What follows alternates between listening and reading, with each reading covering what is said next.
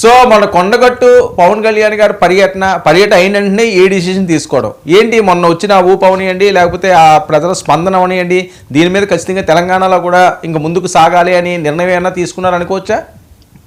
అంటే నేనేమంటున్నా అంటే పవన్ కళ్యాణ్ గారు ఎప్పుడు వచ్చినా తెలంగాణ ప్రజలలో అదే ఊపు ఉంటుంది. ఎందుకంటే పవన్ కళ్యాణ్ గారికి మిగతా రాజకీయ పార్టీ లెక్కనో లేకపోతే మిగతా రాజకీయ నాయకుల లెక్కనో పవన్ కళ్యాణ్ గారిని ఇక్కడ చూసే ఉద్దేశం కాదు.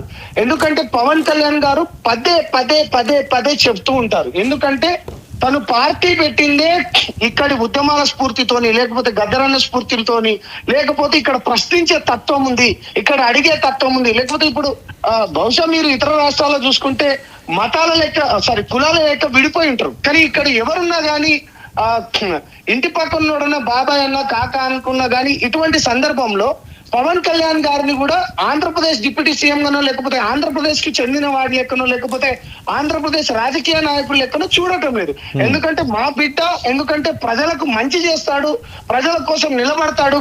ఎందుకంటే సినిమా ఇండస్ట్రీలో కానీ కావచ్చు కానీ లేకపోతే మిగతా ఇతర రంగాల్లో కూడా పవన్ కళ్యాణ్ గారు తెలంగాణ వాళ్ళను ఎప్పుడు చూసినా గానీ హక్కున చేర్చుకునే విషయంలో కానీ లేకపోతే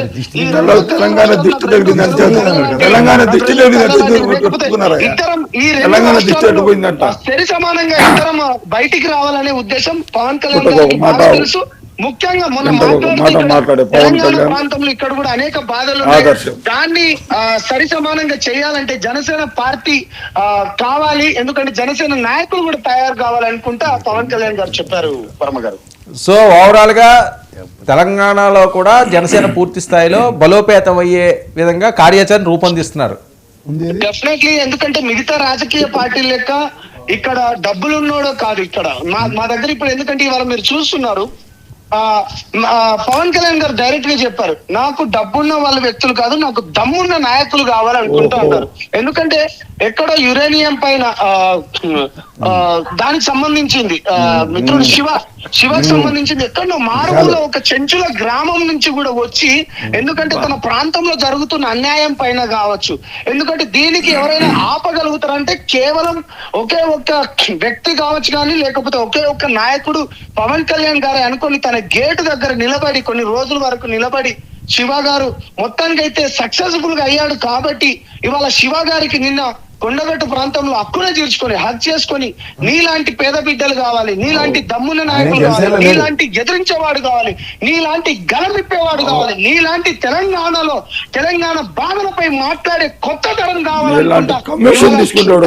నిన్న శివ కావచ్చు లేకపోతే మొన్న నేను, ఎందుకంటే ఉస్మానియా యూనివర్సిటీ ఇవాళ తెలంగాణకు కేంద్రమైన, తెలంగాణ ఉద్యమానికి కేంద్రమైన, లేకపోతే తెలంగాణ ఉద్యమానికి కేంద్ర బిందువైన ఇదే తెలంగాణ ఉస్మానియా యూనివర్సిటీ నుంచి నాలాంటి యువకులు కావచ్చు మేము కూడా, ఎందుకంటే మేము కట్టర్ తెలంగాణ వాదులమైన కానీ పవన్ కళ్యాణ్ గారిని ఎందుకు నమ్మినామంటే ఇతనిలో పవన్ కళ్యాణ్ గారిలో నీతి నిజాయితీ ఉంది. ఎందుకంటే మేమేం చిన్నపిల్లలం కాదు.